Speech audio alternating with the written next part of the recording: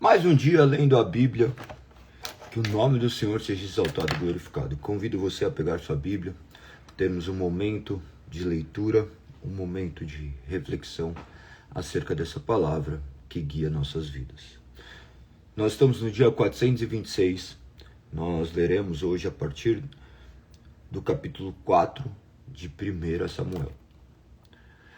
Que o nome do Senhor possa ser exaltado, que essa palavra penetre o nosso coração. Convido vocês a orarem, clamar ao Senhor por entendimento, pedirem para que o Santo Espírito penetre os nossos corações e possa nos trazer conhecimento acerca da verdade. Senhor, nós glorificamos teu santo nome. Tu és Deus, Criador dos céus e da terra. Tu nos criastes para ti, para a honra e glória do seu nome. Embora merecêssemos a condenação eterna, tu nos resgataste. Pedimos, Pai, que em tua soberania o Senhor tenha misericórdia de nossas vidas e possa nos direcionar ao caminho da verdade, para que seu nome seja glorificado. A herança que nós temos é somente a tua presença, pois daqui nada levaremos, nada deixaremos. Portanto, pedimos, Pai, que o teu Santo Espírito se faça presente em nossas vidas, nos guiando, nos iluminando, para que tu possas ser exaltado. Nos dê um final de semana repleto da sua presença, hoje que é o dia do Senhor, o dia do qual nós recordamos da tua morte, da morte do teu Filho, como sacrifício expiatório, morrendo por nós na cruz do Calvário, ressuscitando ao terceiro dia, enviando teu Santo Espírito. Obrigado, Senhor, por tamanha dádiva, que possamos examinar a nós mesmos, vendo que não há razões para nos gloriarmos daquilo que nós fazemos, a não ser render glórias a Ti por estar agindo em nosso meio, fazendo que sejamos aquilo que jamais conseguiríamos ser. Que seu nome seja engrandecido, Pai. Louvamos teu santo nome e agradecemos. E oramos conforme nos ordenastes. Em nome de teu Filho amado que nós oramos. Jesus, o Cristo, Pai. Obrigado, Senhor. É assim que eu oro e te agradeço. Amém. Amém. Vamos para mais um dia. Então, 1 Samuel, capítulo 4.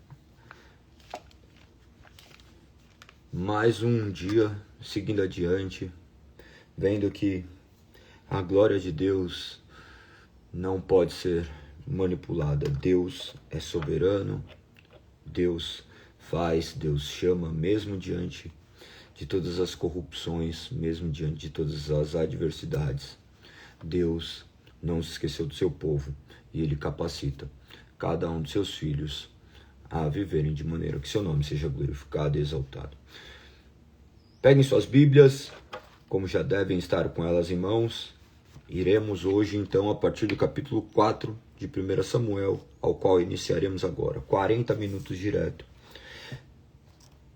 Que você possa acompanhar a leitura, que você tenha esse momento, que a cada verso que você lê, o Espírito possa te conduzir a um conhecimento, a uma maturidade, que essas palavras que são lidas possam penetrar os nossos corações. Capítulo 4 diz: E as palavras de Samuel chegavam a todo o povo de Israel. Naquele tempo, Israel estava em guerra com os filisteus.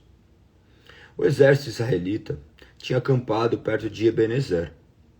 Os filisteus acamparam em Afec. Os filisteus atacaram e derrotaram o exército de Israel, matando cerca de 4.000 homens. Terminada a batalha, os soldados voltaram para o acampamento, e as autoridades de Israel se perguntaram: por que o Senhor causou nossa derrota diante dos filisteus? Vamos trazer a arca da aliança do Senhor, desde Siló, para que esteja conosco e nos livre do poder do inimigo. Não enviaram homens a Siló para trazer a arca da aliança do Senhor, dos exércitos, que está entronizada entre os querubins. Ofni e Finéias, os dois filhos de Eli, acompanharam a arca da aliança de Deus quando todos os israelitas viram a arca da aliança do Senhor entrando no acampamento. Soltaram gritos de alegria tão altos que fizeram o chão tremer. O que está acontecendo? Perguntaram os fiéis. O que significam esses gritos no acampamento dos hebreus? Quando souberam que era porque a arca do Senhor havia chegado, entraram em pânico. Os deuses vieram ao acampamento deles, disseram: estamos perdidos, nunca enfrentamos uma coisa assim antes. Estamos perdidos, quem nos salvará desses deuses poderosos? São os mesmos deuses que destruíram os egípcios com pragas quando Israel estava no deserto. Tenha coragem, filisteu, sejam homens. Do contrário, acabaremos como escravos dos hebreus, assim como eles se tornaram nossos escravos. Sejam homens e lutem. Então os filisteus saíram para a batalha e Israel foi derrotado. A matança foi grande, 30.000 soldados israelitas morreram naquele dia. Os sobreviventes deram meia volta e fugiram para suas tendas. A arca de Deus foi tomada, e Ofni e Finéias, os dois filhos de Eli, foram mortos. Um homem da tribo de Benjamim correu no campo de batalha e chegou a Siló, ainda naquele dia. Tinha rasgado suas roupas e colocado pó sobre a cabeça. Ali estava, sentado numa cadeira, ao lado da estrada, esperando para ouvir as notícias da batalha, pois seu coração tremia pela segurança da arca de Deus. Quando o mensageiro chegou, contou o que havia acontecido. Gritos ressoaram por toda a cidade. Eli ouviu os gritos e perguntou: o que é esse barulho todo? O mensageiro correu até Eli e contou-lhe a notícia. Eli estava com 98 anos e já não conseguia enxergar. Acabo de chegar do campo de batalha, disse o mensageiro. Fugi de lá hoje mesmo. Ele perguntou: o que aconteceu, meu filho? O mensageiro respondeu: Israel foi derrotado pelos filisteus e o povo foi massacrado. Seus dois filhos, Ofni e Finéias, também morreram e a arca de Deus foi tomada. Quando ele mencionou o que havia acontecido com a arca de Deus, Eli caiu da cadeira para trás, ao lado do portão. Quebrou o pescoço e morreu, pois era velho e pesado. Havia sido juiz em Israel durante 40 anos. A nora de Eli, esposa de Finéias, estava grávida e perto de dar à luz. Quando soube que a arca de Deus havia sido tomada e que o sogro e o marido estavam mortos, teve contrações violentas e deu à luz. Ela morreu no parto, mas antes de falecer, as parteiras tentaram animá-la. Não tenham medo, disseram. Você teve um menino. Mas ela não respondeu nem se portou.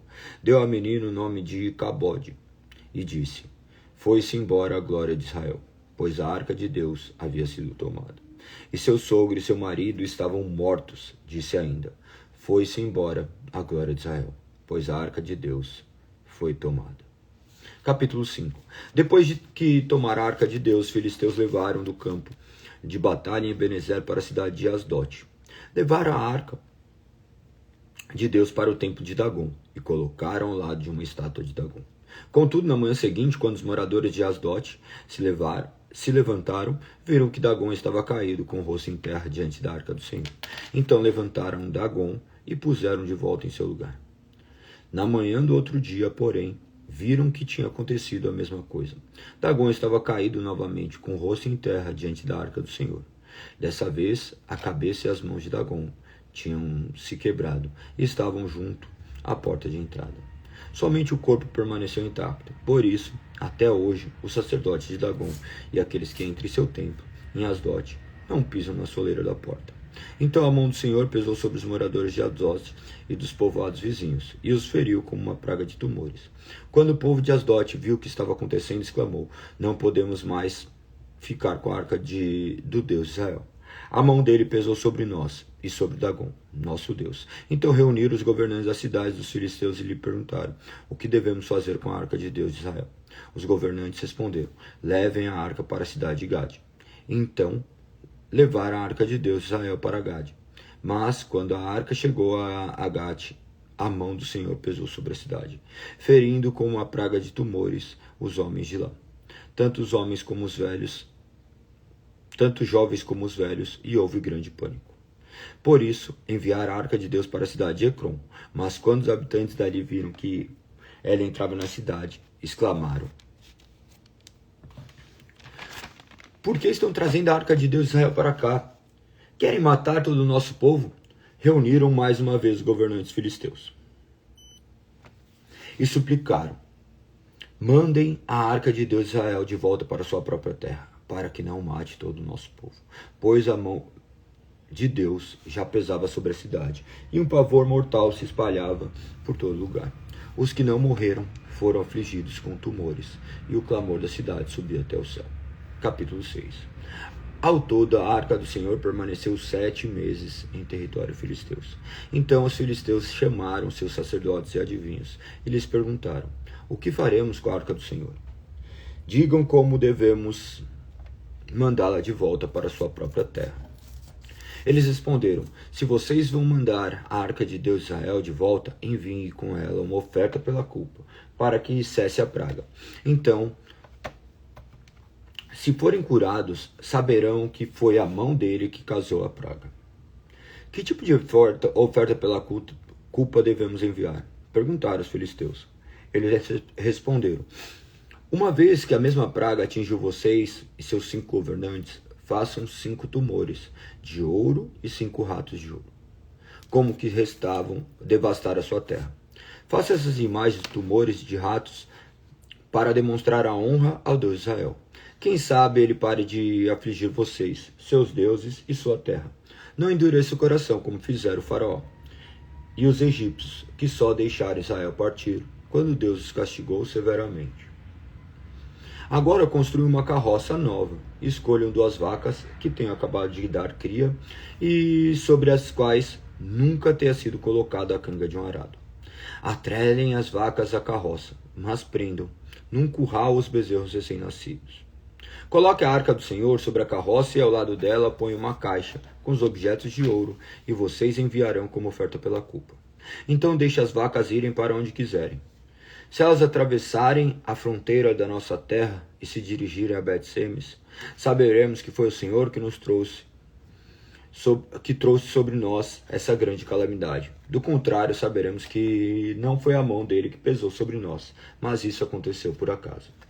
Os filisteus seguiram as instruções, atrelaram as 2 vacas à carroça e prenderam no curral de bezerros recém-nascidos. Colocaram sobre a carroça a arca do Senhor e a caixa com os ratos de ouro e tumores de ouro.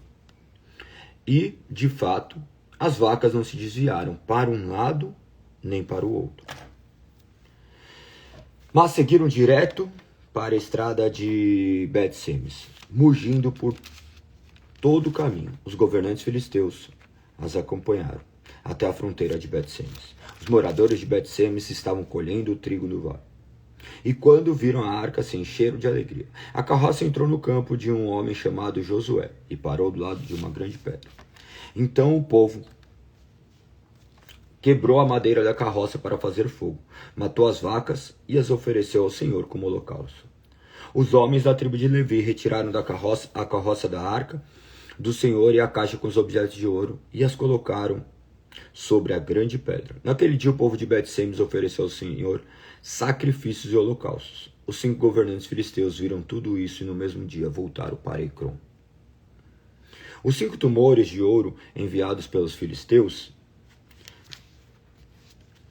ao Senhor como oferta pela culpa eram presentes dos governantes de Asdote, Gaza, Ascalon, Gade e Ecrom.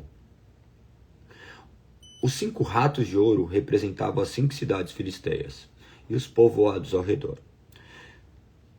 Controlados pelos 5 governantes, a grande pedra sobre a qual a arca do Senhor foi colocada se encontra até hoje no campo de Josué de Bet-Semes como testemunha do que aconteceu ali. O Senhor matou 70 homens de Bet-Semes porque olharam para dentro da arca do Senhor.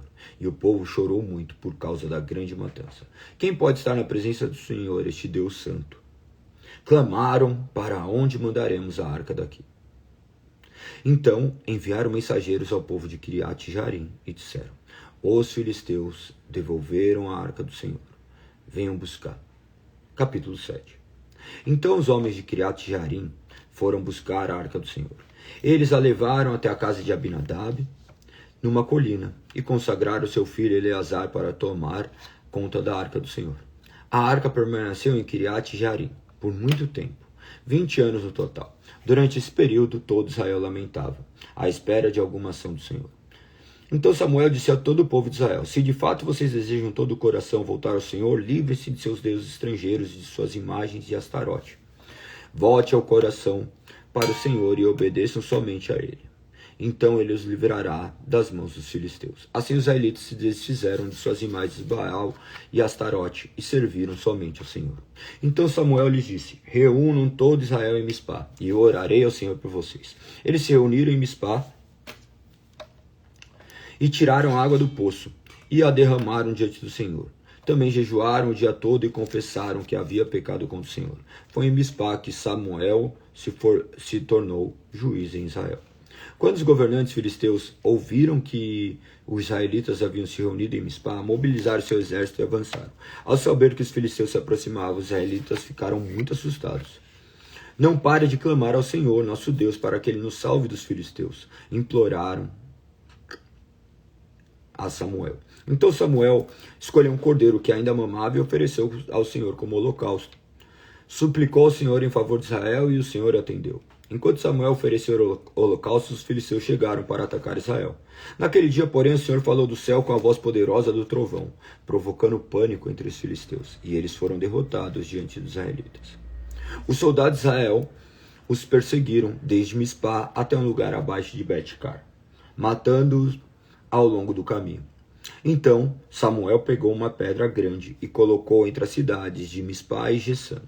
Deu à pedra o nome de Ebenezer, pois disse: até aqui o Senhor nos ajudou. Assim os filisteus foram derrotados e não voltaram a invadir Israel por algum tempo. Durante toda a vida de Samuel, a mão do Senhor esteve contra os filisteus. As cidades israelitas que os filisteus tinham conquistado entre Com e Gate foram devolvidos a Israel, junto com o restante do território que os filisteus haviam tomado. Houve paz entre Israel e os amorreus naqueles dias. Samuel continuou como juiz em Israel pelo resto de sua vida. A cada ano viajava pelo território e julgava o povo de Israel em 3 locais. Primeiro em Betel, depois em Gigal e por fim em Mispá. Então voltava para sua casa em Ramá, de onde liderava Israel como juiz. Ali Samuel construiu um altar ao Senhor. Capítulo 8. Quando Samuel ficou idoso, nomeou seus filhos para serem juízes sobre Israel. Joel, seu filho mais velho, e Abiá, segundo mais velho, julgavam em Berseba, mas não eram como seu pai. Eram gananciosos e aceitavam subornos e pervertiam a justiça. Por fim, as autoridades de Israel se reuniram em Ramá para discutir essa questão com Samuel. Eles disseram: olha, o Senhor está idoso, seus filhos não seguem seu exemplo. Escolha um rei para nos julgar, como ocorre com todas as outras nações. Samuel não gostou que lhe tivesse impedido um rei e buscou a orientação do Senhor. O Senhor lhe respondeu: faça tudo o que eles pedem, pois é a mim que rejeitam, e não a você. Eles rejeitaram como seu rei, desde que os tirei do Egito até hoje. Eles têm me abandonado e seguido outros deuses. Agora tratam você da mesma forma. Faça o que eles pedem, mas advirta-os solenemente a respeito de como o rei os governará. Então Samuel transmitiu a advertência do Senhor ao povo que lhe pedia um rei. Disse ele: este é o modo como o rei governará entre vocês. Ele convocará seus filhos para servi-lo. Em seus carros de guerra e com seus cavaleiros, os fará correr à frente dos carros dele. Colocará alguns como generais e capitães de seu exército, obrigará outros a arar seus campos e fazer as colheitas, e forçará outros mais a fabricar armas e equipamentos para os carros de guerra. Tomará suas filhas e as obrigará a cozinhar, a assar pães e fazer perfumes para ele. Tomará de vocês o melhor de seus campos, vinhedos e olivais, e os dará aos servos dele. Tomará 1/10 de suas colheitas de cereais e uvas para distribuir entre os seus oficiais e servos. Tomará seus escravos e escravas e o melhor do gado e dos jumentos para seu próprio uso. Exigirá 1/10 de seus rebanhos e vocês se tornarão escravos dele. Quando esse dia chegar, lamentarão por causa desse rei que agora pedem, mas o Senhor não lhes dará ouvido. Mas o povo se recusou a ouvir a advertência de Samuel. Mesmo assim, queremos um rei, disseram. Queremos ser como todas as nações ao nosso redor. Nosso rei nos julgará e nos conduzirá nas batalhas. Samuel repetiu para o Senhor aquilo que o povo tinha dito. E o Senhor lhes respondeu: faça o que eles pedem, e deles um rei. Então Samuel ordenou aos israelitas que voltassem cada um para a sua cidade. Capítulo 9. Havia um homem de alta posição chamado Quis, da tribo de Benjamim. Era filho de Abiel, filho de Zeor, filho de Becorote, filho de Áfia, da tribo de Benjamim. Seu filho Saul era o homem mais atraente de todo Israel. Era tão alto que os outros chegavam apenas a seus ombros. Certo dia, as jumentas de Quis se perderam e ele disse a Saul: leve um servo com você e vá procurar as jumentas. Então Saul e o servo percorreram toda a região montanhosa de Efraim, a terra de Salissa, a região de Salim e toda a terra de Benjamim, mas não encontraram as jumentas em parte alguma. Por fim chegaram à região de Zuf. E Saul disse ao servo: vamos voltar para casa. Não quero que meu pai fique preocupado comigo, mais preocupado comigo do que com as jumentas.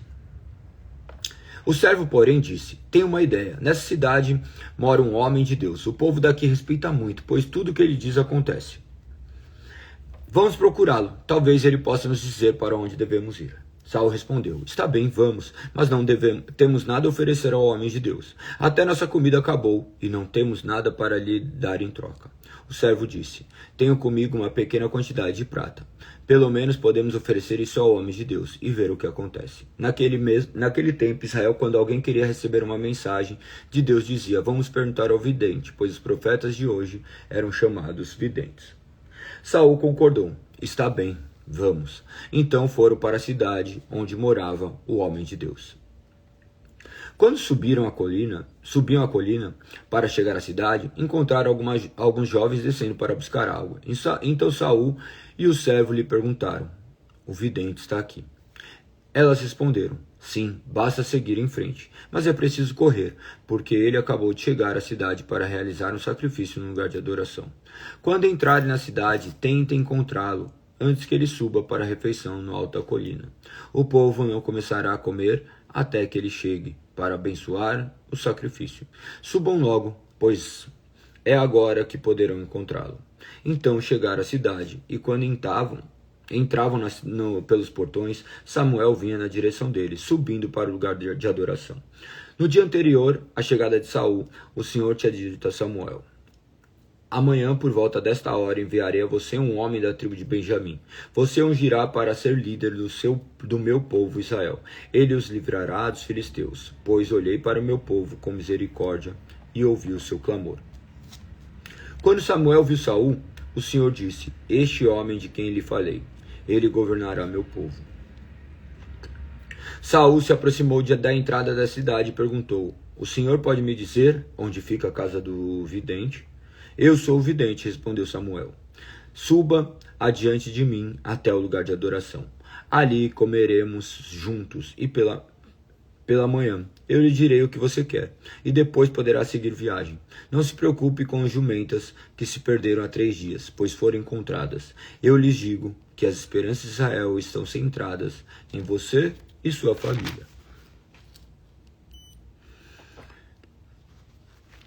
Saul respondeu: mas sou apenas da tribo de Benjamim, a menor das tribos de Israel. E minha família é a mais insignificante de todas as famílias dessa tribo. Por que o Senhor fala comigo dessa maneira? Então Samuel levou Saul a seu servo para uma sala de jantar e lhe deu o lugar de honra entre os convidados, cerca de 30 pessoas. Em seguida Samuel pediu ao cozinheiro: traga um pedaço de carne separado para o convidado de honra. O cozinheiro trouxe a coxa do sacrifício e a colocou diante de Saul. Coma, disse Samuel. Reservei este pedaço para você desde que decidi convidar estes homens para a refeição. E Saul comeu com Samuel naquele dia. Quando desceram do lugar de adoração e voltaram para a cidade, Samuel levou Saul ao terraço da casa e preparou uma cama para ele. Ao amanhecer do dia seguinte, Samuel chamou Saul novamente. Levante-se, disse ele. É hora de seguir viagem. Saul se aprontou, e ele e Samuel saíram juntos. Quando chegaram à saída da cidade, Samuel disse a Saul que enviasse seu servo adiante. Depois que o servo partiu, Samuel disse: fica aqui, pois recebi de Deus uma mensagem para você. Capítulo 10. Samuel pegou uma vasilha de óleo e a derramou sobre a cabeça de Saul. Depois beijou Saul e disse: faço isso porque o Senhor o nomeou como líder de Israel, a sua propriedade especial. Hoje, quando você partir, verá 2 homens ao lado do túmulo de Raquel, em Zelza, na divisa de Benjamim. Eles lhes dirão que as jumentas foram encontradas e que seu pai deixou de se preocupar com elas. E agora está preocupado com vocês, perguntando: que farei quando encontrar meu filho? Quando você chegar ao carvalho de Tabor, encontrará 3 homens vindo em sua direção. Estão a caminho de Betel, onde vão adorar a Deus. Um deles estará levando 3 cabritos, outros 3 pães, e o terceiro uma vasilha de couro cheio de vinho. Eles cumprimentarão e lhe oferecerão 2 pães, que você deve aceitar. Quando chegar a Gibeá Elohim, onde fica o destacamento dos filisteus, encontrará um grupo de profetas descendo do lugar de adoração. Virão tocando harpa, tamborim, flauta e lira, e estarão profetizando. Neste momento, o Espírito do Senhor virá poderosamente sobre você, e você profetizará com ele, será transformado em uma pessoa diferente.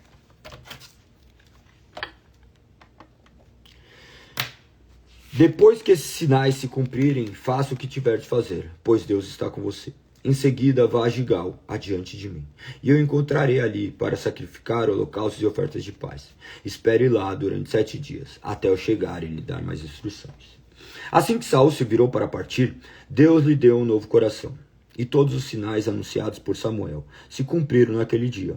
Ao chegarem a Gibeá, Saul e o servo viram um grupo de profetas vindo em sua direção. Então o Espírito de Deus veio poderosamente sobre Saul e ele começou a profetizar com eles. Quando aqueles que o conheciam souberam disso, perguntaram uns aos outros: o que aconteceu com o filho de Quis? Acaso Saul também é profeta? Um dos que estavam ali perguntou: por qualquer um pode se tornar profeta, seja quem for seu pai.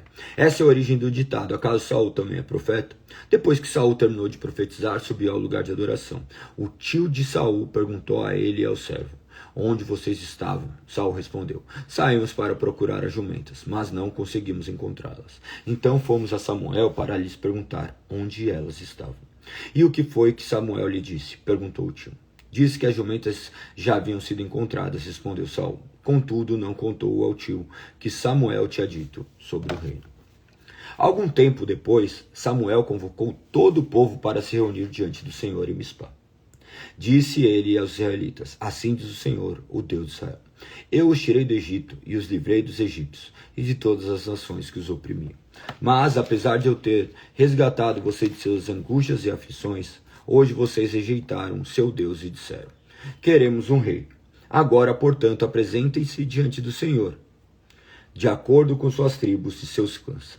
Então Samuel reuniu todas as tribos de Israel e a tribo de Benjamim. Foi escolhida por sorteio. Em seguida, Samuel reuniu cada família da tribo de Benjamim e a família de Matre. Foi sorteada. Por fim, Saul, filho de Quis, foi escolhido dentre eles. Quando procuraram, porém, não o encontraram. Por isso perguntaram ao Senhor: ele já chegou? O Senhor respondeu: está escondido no meio da bagagem. Eles correram até lá e o trouxeram. Era tão alto que os outros chegavam apenas aos seus ombros. Samuel disse ao povo: este é o homem que o Senhor escolheu para ser seu rei. Não há ninguém semelhante a ele em todo Israel. E todo o povo gritou: viva o rei! Então Samuel explicou ao povo os direitos e deveres do rei. Escreveu-os num rolo e colocou diante do Senhor. Depois mandou todo o povo para casa. Saul também voltou para sua casa, em Gibeá, acompanhado de um grupo de homens cujo coração Deus tinha tocado. Havia, no entanto, alguns desocupados que debochavam: esses sujeitos nunca nos salvará. Desprezaram Saul e se recusaram a lhe trazer presentes. Mas Saul não lhes deu atenção. Capítulo 11. Cerca de um mês depois, Nas, rei de Amon, avançou com seu exército contra a cidade de Jabes de Gileade. Mas os habitantes de Jabes clamaram: faça um tratado conosco e o serviremos. Então Nas disse: está bem, mas só com uma condição: arrancarei o olho direito de cada um de vocês como humilhação para todo Israel. As autoridades de Jabes pediram: dê-nos 7 dias para que enviemos mensageiros a todos Israel. Se ninguém vier nos salvar, nós nos entregaremos ao rei. Os mensageiros chegaram a Gibeá, cidade onde Saul morava, e relataram ao povo a difícil situação em Jabes de Gileade. Todos choraram em alta voz. Quando Saul voltou à cidade, trazendo seus bois do campo, perguntou: o que está acontecendo? Por que todos estão chorando? Então contaram-lhe sobre as mensagens de Jabes. O Espírito de Deus veio poderosamente sobre Saul, e ele se enfureceu. Pegou 2 bois, cortou em pedaços e enviou mensageiros para levá-los a todo Israel com o seguinte aviso: isso é o que acontecerá: os bois de quem se recusar a seguir Saul e Samuel na batalha. E o terror do Senhor caiu sobre o povo, de modo que todos saíram para guerrear como um só homem. Quando Saul os reuniu em Bezeque, viu que havia 300.000 homens de Israel e 30.000 homens de Judá. Então Saul enviou os mensageiros de volta a Jabes de Gileade com o seguinte aviso: salvaremos vocês amanhã até meio-dia. Quando os habitantes de Jabes receberam a mensagem, houve grande alegria em toda a cidade. Então os homens de Jabes disseram a seus inimigos: amanhã nos entregaremos a vocês e poderão fazer o que desejarem. No dia seguinte, porém, antes de amanhecer, Saul chegou com o exército dividido em 3 destacamentos. Atacou os amonitas de surpresa e na hora mais quente do dia já os tinha derrotado completamente. O restante do exército amonitas se dispersou de tal modo que não ficaram 2 soldados juntos. Então o povo disse a Samuel: onde estão aqueles que perguntaram por que Saul deveria nos governar? Tragam estes homens aqui e os mataremos. Saul, porém, respondeu: ninguém será morto hoje, pois neste dia o Senhor livrou Israel. Então Samuel disse ao povo: venham, vamos todos a Gigal renovar o compromisso do reino. Então todos foram a Gigal, e uma cerimônia solene diante do Senhor proclamaram Saul como rei. Depois trouxeram ao Senhor oferta de paz, e Saul e todos os israelitas muito se alegraram. Capítulo 12. Então Samuel falou a todo Israel: fiz o que pediram e lhe dei um rei. Agora ele é seu líder. Quanto a mim, estou aqui diante de vocês, um homem velho de cabelos brancos, e meus filhos estão com vocês. Estive a seu serviço como seu líder desde a minha juventude até hoje. Aqui estou, testemunho contra mim diante do Senhor e diante do rei que ele ungiu, de quem roubei um boi ou um jumento. Acaso enganei ou oprimi alguém? De quem aceitei suborno para perverter a justiça? Digam-me e farei restituição, se cometi alguma injustiça. Eles responderam: o Senhor nunca nos enganou, nem nos oprimiu, e nunca aceitou suborno. Então Samuel declarou: hoje o Senhor e o rei que ele ungiu são testemunhas de que minhas mãos estão limpas. Eles responderam: sim, eles são testemunhas. E Samuel continuou: foi o Senhor que escolheu Moisés e Arão e tirou seus antepassados da terra do Egito. Agora fiquem aqui diante do Senhor, enquanto eu os confronto com todos os atos de justiça que o Senhor fez por vocês e por seus antepassados. Quando Israel estava no Egito, seus antepassados clamaram ao Senhor. Ele enviou Moisés e Arão para tirá-los de lá e trazê-los a esta terra. Mas o povo logo se esqueceu do Senhor, seu Deus. Por isso ele os entregou a Sisera, comandante do exército de Jazon, e também os filisteus ao rei de Moabe, que lutaram contra eles. Então clamaram novamente ao Senhor e disseram: pecamos quando abandonamos o Senhor e servimos a imagem de Baal e Astarote. Agora, se nos livrares de nossos inimigos, serviremos somente a ti. O Senhor enviou Gideão, Bedã, Jefté, Samuel para livrá-los, e vocês viverem em segurança. No entanto, quando ficaram com medo de Naás, rei de Amon, vieram a mim, e disseram que queriam um rei para governá-los, embora o Senhor seu Deus já fosse seu rei. Pois bem, aqui está o rei que vocês escolheram. Vocês o pediram, o Senhor os atendeu. Agora, se temerem servir ao Senhor, derem ouvidos à sua voz e não se rebelarem contra os seus mandamentos, tanto vocês como seu rei mostrarão que reconhece que o Senhor é seu Deus. Mas, se vocês se rebelarem contra os mandamentos do Senhor, se recusarem a ouvir sua voz, a mão do Senhor pesará sobre vocês, como fez a seus antepassados. Agora fiquem aqui e vejam o maravilhoso feito que o Senhor está prestes a realizar. Vocês sabem que não chove nesta época do ano, durante a colheita do trigo. Pedirei ao Senhor que envie trovões e chuva forte hoje. Assim vocês conhecerão quão grande foi sua maldade ao pedir que o Senhor lhes desse um rei. Então Samuel clamou ao Senhor, e o Senhor enviou trovões e chuva fortes naquele mesmo dia. E todo o povo ficou com muito medo do Senhor e de Samuel.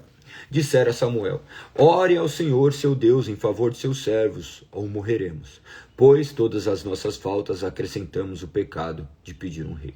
Não tenho medo, disse Samuel. Certamente agiram mal, mas agora sirvam ao Senhor de todo o coração e não afaste-se dele. Mas não se desviem dele para adorar Deus sem valor, que não pode ajudar ou livrar vocês. Eles são completamente inúteis. O Senhor não abandonará seu povo, pois isso traria desonra ao seu grande nome. Pois agradou o Senhor fazer de vocês seu próprio povo. Quanto a mim, certamente não pecarei contra o Senhor, deixando de orar por vocês. Continuarei a lhe ensinar o que é bom e correto. Temam o Senhor e sirvam a Ele fielmente. De todo o coração, pensem em todas as coisas maravilhosas que Ele fez por vocês. Mas se continuarem a pecar, vocês e seu rei serão destruídos. Capítulo 13. Saul tinha 30 anos quando se tornou rei e reinou por 42 anos. Saul escolheu 3.000 soldados do exército de Israel e mandou o restante dos homens para casa. Levou consigo 2.000 homens, 2.000 desses homens a Micmas e a região montanhosa de Betel. Os outros 1.000 foram com Jonatas, filho de Saul, para Gibeá, na terra de Benjamim. Logo depois disso, Jonatas atacou e derrotou o destacamento dos filisteus em Geba. A notícia se espalhou entre os filisteus. Então Saul tocou a trombeta por toda a terra, anunciando: ouçam bem, hebreus, e todo Israel. Ouviu que Saul tinha destruído o destacamento dos filisteus, e que agora eles odiavam os israelitas mais do que nunca. Então os soldados israelitas foram convocados para se unir a Saul em Gigal. Os filisteus reuniram um exército de 3.000 carros de guerra, 6.000 cavaleiros e tantos guerreiros como os grãos de areia da praia. Acamparam em Micmas, a leste de Bet-Ev. Os homens de Israel se viram em apuros, e como estavam sendo fortemente pressionados pelo inimigo, tentaram se esconder em cavernas, em matagais, entre rochas, em buracos, em cisternas. Alguns dos hebreus atravessaram o rio Jordão e fugiram para a terra de Gade e de Gileade. Enquanto isso, Saul permaneceu em Gigal, e os homens que estavam com ele tremiam de medo. Saul esperou ali por Samuel durante 7 dias, conforme Samuel o havia instruído, mas ele não chegou. Vendo que os soldados debandavam rapidamente, Saul ordenou: tragam-me o holocausto e as ofertas de paz. E ele próprio ofereceu o holocausto. No exato instante em que Saul terminava de oferecer o holocausto, Samuel chegou. Saul foi ao seu encontro para cumprimentá-lo, mas Samuel disse: o que você fez? Saul respondeu: vi que meus homens estavam debandando e que o Senhor não chegou no prazo que havia prometido. Além disso, os filisteus estavam em Micmas, prontos para a batalha. Assim pensei: os filisteus estão prontos para lutar contra nós em Gigal, e eu não pedi ajuda do Senhor. Por isso me senti a obrigação de oferecer o holocausto. Você agiu como um tolo, exclamou Samuel. Não guardou o mandamento que o Senhor seu Deus lhe deu. Se tivesse obedecido, o Senhor teria estabelecido para sempre seu reinado sobre Israel. Agora, porém, seu reinado não permanecerá, pois o Senhor escolheu um homem segundo o coração dele. O Senhor já designou esse homem para ser líder de seu povo, pois você não obedeceu ao mandamento do Senhor. Então Samuel partiu de Gigal para Gibeá, na terra de Benjamim. Quando Saul contou os soldados que ainda estavam com ele, viu que havia cerca de 600 homens. Saul, Jonatas e os soldados que estavam com eles ficaram em Gibeá, na terra de Benjamim. Os filisteus acamparam em Micmas. 3 grupos de ataque deixaram o acampamento filisteu. Um foi para o norte em direção a Ofra, na região de Sual. Outro foi para o oeste, a Bet-Aron. E o terceiro rumou para a fronteira acima do vale de Zeboim, na direção do deserto. Naqueles dias não havia ferreiros na terra de Israel, pois os filisteus não permitiam que os hebreus fizessem espadas ou lanças. Assim, sempre que o povo de Israel precisava afiar seus arados e enxadas, machados e foices, tinham de levá-los a um ferreiro filisteu. O custo para afiar um arado ou uma enxada era de 8 gramas de prata. Para afiar um machado, uma foice ou a ponta de ferro de uma vara de tocar bois, 4 gramas. Por isso, no dia da batalha, ninguém em Israel tinha espada ou lança, exceto Saul e Jonatas. Nesse mesmo dia, os filisteus mandaram um destacamento para o desfiladeiro de Miquimás.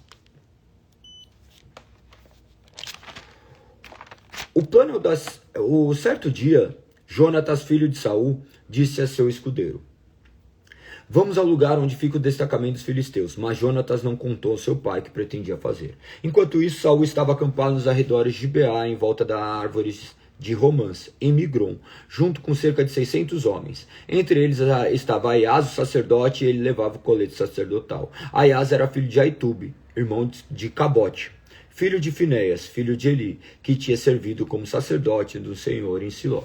Ninguém percebeu que Jonatas havia saído do acampamento. Para chegar ao destacamento dos filisteus, teve de passar por entre 2 penhascos. Um se chamava Bozes e o outro Sene. Um ficava no norte, na frente para Miquimás, e o outro ao sul, de frente para Geba. Jonatas disse a seu escudeiro: vamos atravessar até o destacamento daqueles incircuncisos. Quem sabe o Senhor nos ajudará, pois nada pode deter o Senhor. Ele pode vencer com muitos guerreiros e também com apenas uns poucos. Faça o que lhe parecer melhor, respondeu o escudeiro. Eu seguirei para onde o Senhor for. Pois bem, disse Jonatas, vamos atravessar e deixar que nos vejam. Se disserem, fiquem onde estão, ou mataremos vocês, ficaremos parados, não iremos até eles. Mas se disserem, suba até aqui e lutem, então subiremos. Este será um sinal que o Senhor os entregará em nossas mãos. Quando os filisteus os viram, chegando gritaram: vejam, os hebreus estão saindo dos buracos onde estavam escondidos. Então os homens do destacamento gritaram para Jonatas e seu escudeiro: subam até aqui e nós lhes daremos uma lição. Venham, suba logo atrás de mim, disse Jonatas a seu escudeiro.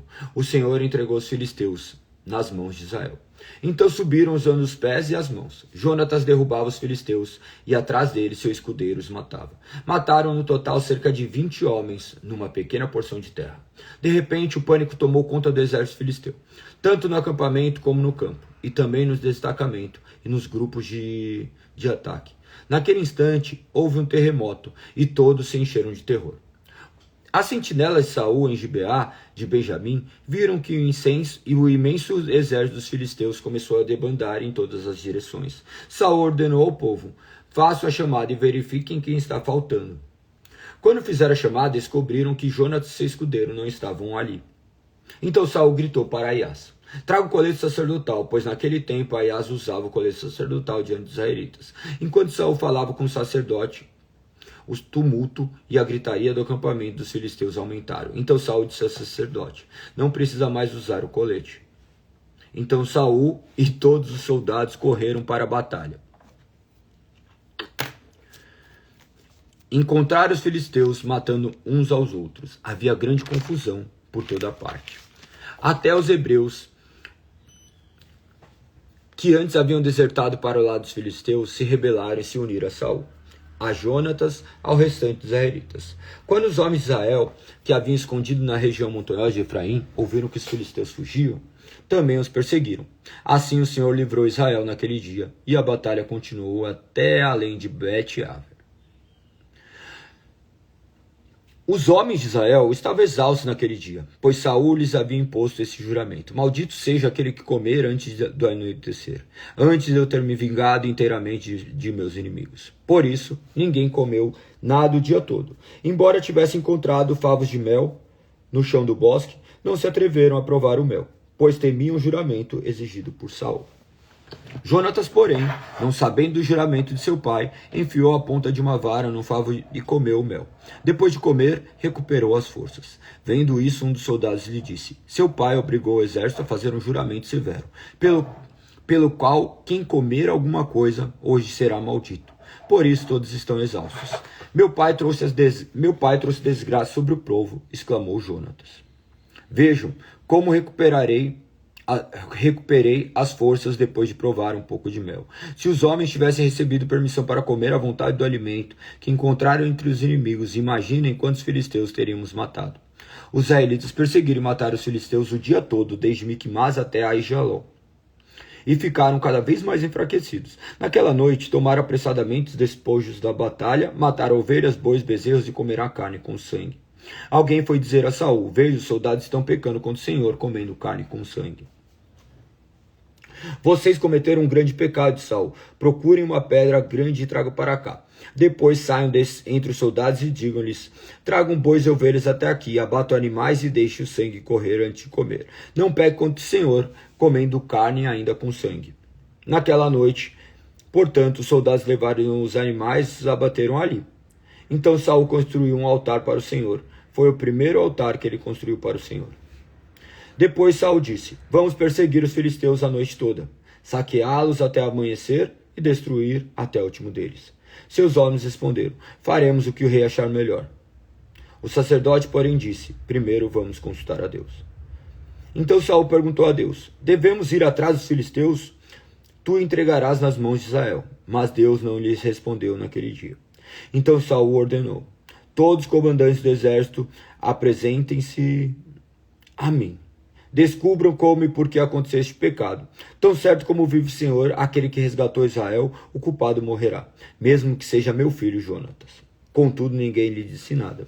Saul disse a todo Israel: Jonatas e eu ficaremos aqui, e todos vocês ficarão ali. Os homens responderam: faça o que o rei achar melhor. Em seguida, Saul orou ao Senhor: ó Senhor, o Deus de Israel, mostra-nos quem é culpado e quem é inocente. Por sorteio, Jonatas e Saul foram escolhidos como sendo os culpados e o povo foi declarado inocente. Saul disse: façam outro sorteio entre mim e Jonatas. E Jonatas foi escolhido como culpado. Diga-me o que você fez, ordenou Saul. Provei um pouco de mel, confessou Jonatas. Foi apenas uma pequena porção na ponta de minha vara. Estou pronto para morrer. Então Saul disse: sim, Jonatas, você deve morrer. Que Deus me castigue severamente se você não for morto por isso. Os soldados, porém, disseram a Saul: Jonatas conquistou essa grande vitória para Israel. Acaso ele deve morrer? De maneira nenhuma. Tão certo como o Senhor vive, ninguém tocará no fio de cabelo da cabeça dele, pois hoje Deus o ajudou a realizar um grande feito. E assim o povo salvou Jonatas da morte. Então Saul deixou de perseguir os filisteus, e eles voltaram para sua terra. Depois que Saul havia se firmado como rei de Israel, lutou contra seus inimigos ao redor, contra Moabe, Amon e Edom, contra os reis de Zoba e os filisteus. E para qualquer lado que se voltava era vitorioso. Realizou grandes feitos e derrotou os amalequitas, livrando Israel de todos que haviam saqueado. Os filhos de Saul eram Jonatas, Isbosete e Malquissua. Também tinha duas filhas, Merabe, mais velha, e Mical, a mais nova. A esposa de Saul chamava Ainoã, filha de Aimás. O comandante do exército de Saul era Abner, filho de Ner, tio de Saul. Quis, pai de Saul, e Ner, pai de Abner, eram filhos de Abiel. Os israelitas lutaram ferrenhamente contra os filisteus durante toda a vida de Saul. Por isso, sempre que Saul via um jovem forte e valente, logo o convocava para seu exército. Somente até aqui. Até o capítulo de número 14. Que o nome do Senhor seja exaltado. Mais uma vez, encerramos a nossa leitura do dia. Hoje demoramos 44 minutos e lemos do capítulo 4 até o 14, ou seja, 11 capítulos, né? Porque no final das contas nós contamos o número 4. Então, até o 14, nós vemos o quanto um pouquinho de constância nos faz ir longe. Talvez você olhe hoje e fale: nossa, como eu sou miserável. Imagine que todo dia eu tive 40 minutos, mas não li a palavra do Senhor. É bom você olhar assim, mas você não pode mudar o passado. Que você olhe para o futuro e você comece a se colocar neste lugar. de uma pessoa que medita nas coisas do Senhor. Pense que nossas disciplinas espirituais devem ser constantes. Nós cuidamos do nosso corpo físico, mas por vezes nós temos relaxado na nossa questão espiritual. Que vocês tenham as disciplinas espirituais, que vocês possam orar mais, ler mais, ter mais momentos de comunhão e, acima de tudo, clamarem ao Senhor para que Ele fale aos seus corações. Lembre-se que Deus fala aos nossos corações por intermédio do Teu Santo Espírito, manifesta através da Sua palavra, a palavra que está escrita e aponta para a Sua soberana vontade.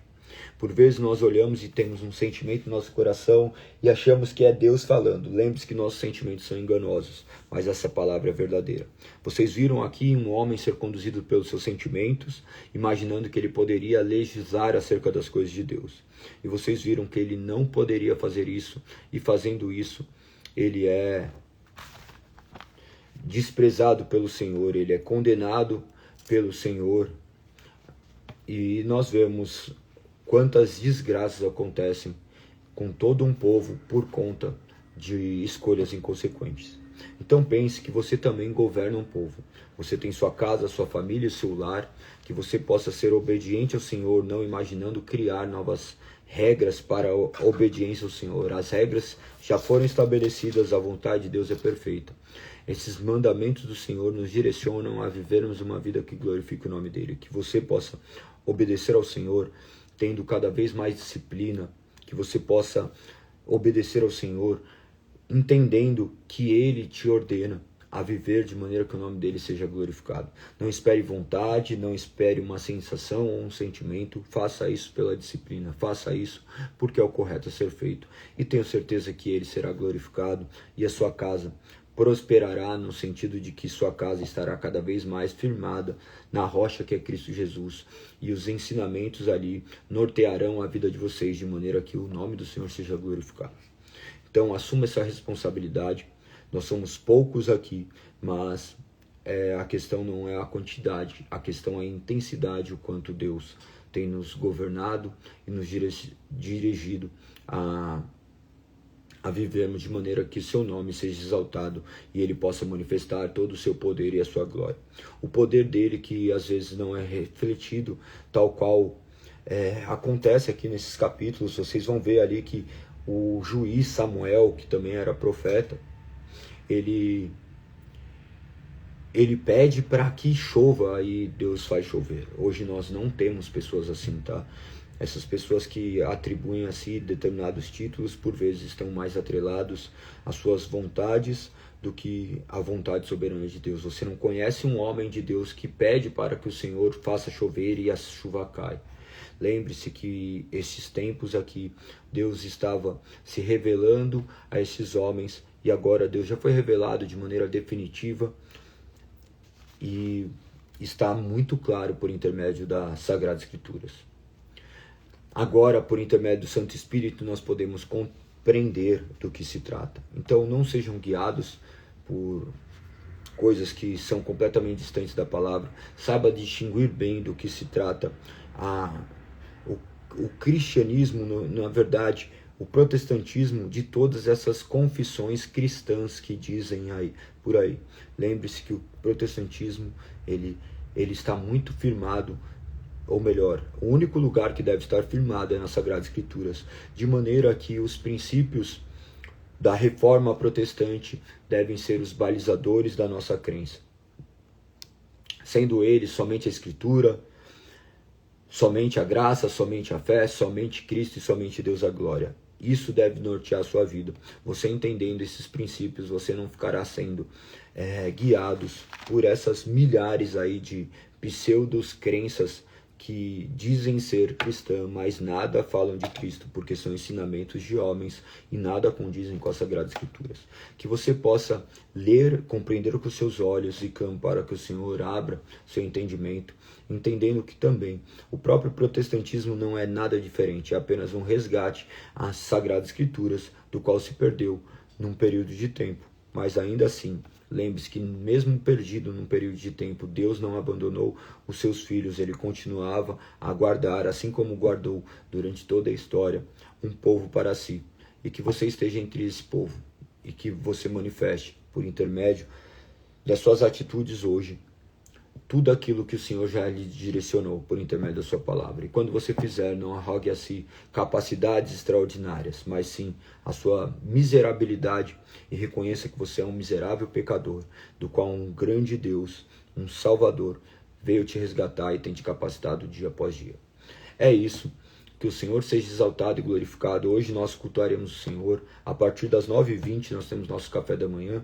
Convido vocês a estarem conosco, para que o nome do Senhor seja exaltado, para que possamos nos reunir em torno de Cristo. Não há outra razão para nos reunirmos, para que como corpo de Cristo nós possamos oferecer um culto agradável ao Senhor, fazendo aquilo que nos foi ordenado. E acima de tudo termos a comunhão que tanto glorifica a Deus, que manifesta esse corpo de Cristo completamente visível e vivo. Que você hoje vá à sua igreja, caso você não vá lá ao confronto, que você vá e congregue, que você tenha cada vez mais conhecimento acerca da palavra do Senhor, que você hoje viva o dia do Senhor, de maneira que Ele é glorificado. Perfeito? Glorifico a Deus pela vida de vocês, que vocês possam estar presentes. Imagine-se que nós temos obrigações de nos reunirmos. Imagine que todas as vezes nós temos milhares de desculpas. Menos de um terço, tá? Menos de um terço daqueles que são membros da igreja, que dizem ser cristãos, frequentam mais do que 30% de cultos ao ano. A frequência é baixíssima, tá? Isso de maneira global. Uma pequena porcentagem está aí acima dos 50%. Lembre-se que 50% seriam 26 finais de semana que você estaria ali presente aos cultos. E nós sabemos que a maioria das pessoas não fazem isso.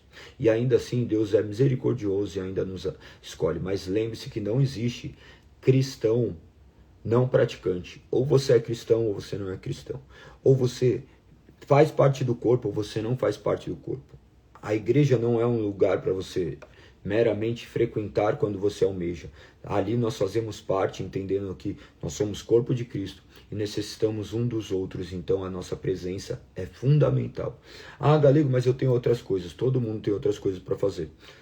Faça depois do culto, que você estabeleça isso como uma prioridade na sua vida. Da mesma forma que você não perde os seus horários de almoço, você não deixa de tomar o remédio num determinado horário, porque você deixa de cultuar ao Senhor. Pense que a causa de negligências nos cultos são as mais variadas. Eu já ouvi milhares de histórias. Ah, não, eu tenho que trabalhar, eu tenho que fazer isso, eu tenho que fazer aquilo. Claro, você vai ter que trabalhar, trazer subsistência, mas existem 6 dias do quais o Senhor lhe presenteou, mas domingo é o dia de descanso do qual nós glorificamos o nome do Senhor. Ah, é obrigado? De forma alguma, ninguém é obrigado. Mas que você possa separar um dia do Senhor para que você glorifique o nome do Senhor. Porque se você não fizer, outras coisas vão estar neste lugar. Então estabeleça isso como uma prioridade. São advertências do qual eu falo com muito temor. Hoje, com medo das pessoas se afastarem, as pessoas não as direcionam a uma verdade. Então, não tenha medo de viver essa verdade. Tenha certeza que o nome do Senhor será glorificado. E ali é o momento que você é fortalecido, é o momento que ocorre a presença de Cristo, a presença espiritual, real de Cristo. Nós nos reunimos diante do corpo de Cristo, onde Ele é o cabeça. Então, compreendam essas verdades e vocês entenderão a razão de abdicarmos de muitas coisas para estarmos ali, reunidos num domingo. Que o Senhor seja exaltado, que você tenha cada vez mais consciência, que Deus traga consciência a vocês acerca da importância disso, tá? Então, não invente história, sem história triste, faça o que deve ser feito, glorifique ao Senhor e viva para a honra e glória do nome dele. Perfeito? A quem eu verei, espero você mais tarde. A quem eu não verei, que você vá, glorifique ao Senhor. Ore pela minha vida, ore pela vida dos seus irmãos que estão aqui. Que o Senhor nos fortaleça e continue nos sustentando. Perfeito? Tamo junto. Um beijo no coração. Que Deus seja glorificado hoje eternamente. Amanhã estaremos juntos aqui, 5h59, se Deus assim permitir. Beijo, comente e compartilhe. Fui!